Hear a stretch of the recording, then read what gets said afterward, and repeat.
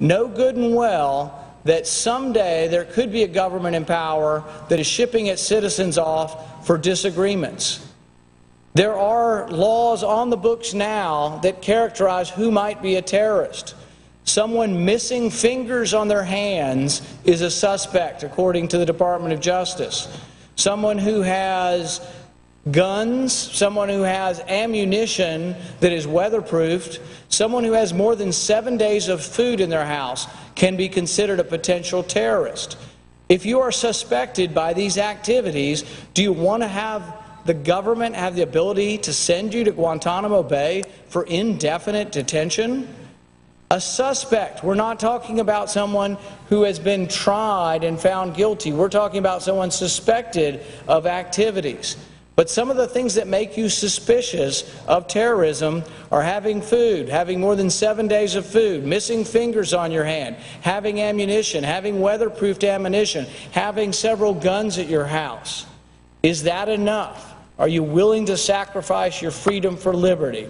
I would argue that we should strike these detainee provisions from this bill because we are giving up our liberty. We are giving up the constitutional right to have due process before we're sent to a prison. This is very important. I think this is a constitutional liberty we should not look at and blithely sign away to the executive power or to the military. So I would call for support of the amendment that will strike the provisions on keeping detainees indefinitely, particularly the fact that we could now for the first time send American citizens to prisons abroad. I think that is a grave danger to our constitutional liberty, and I advise a vote to strike these provisions from the bill. Thank you, Mr. President, and I yield back my time.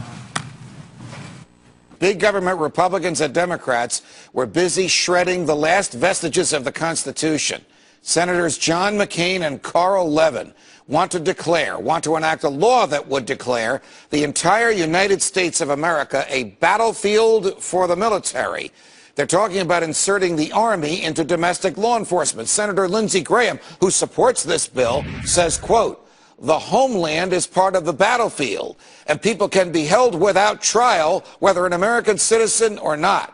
I guess he hasn't read the Constitution recently. Retired Lieutenant Colonel Douglas Macgregor joins us now. Colonel Macgregor, as always, welcome back to Freedom Watch. Thanks, Judge. I must tell you, I was utterly appalled when I saw this legislation proposed. We didn't learn about it until last night because the committee hearings on it were done in secret, even though the Constitution requires the Congress to do these things in public. And there were no actual hearings, just a bunch of members of the Senate who got together and wrote this thing. And it basically says the president can arrest whoever he wants anywhere in the United States of America and keep them without charging them with a crime, without letting them see a lawyer, without bringing them to a judge for as long as he wants. How is that consistent with the Constitution? Well, Judge, you're the legal expert, but whenever you suspend due process, which in effect suspends the rule of law, you walk down a very dangerous path and you give authority to your government that it can then wield essentially without restraint. What worries me is that we'll end up creating categories of people who are then subject to arbitrary arrest. And that's dangerous because we don't know how those categories will be defined or interpreted in the future. All in all, it's a disaster, and it's something that should be defeated. One day the President of the United States, whomever he or she might be, might say, okay, let's arrest that guy. Suppose the President decided that one of his political opponents was an enemy of the state. He could make that person disappear. Sounds fanciful, sounds crazy, but it's true.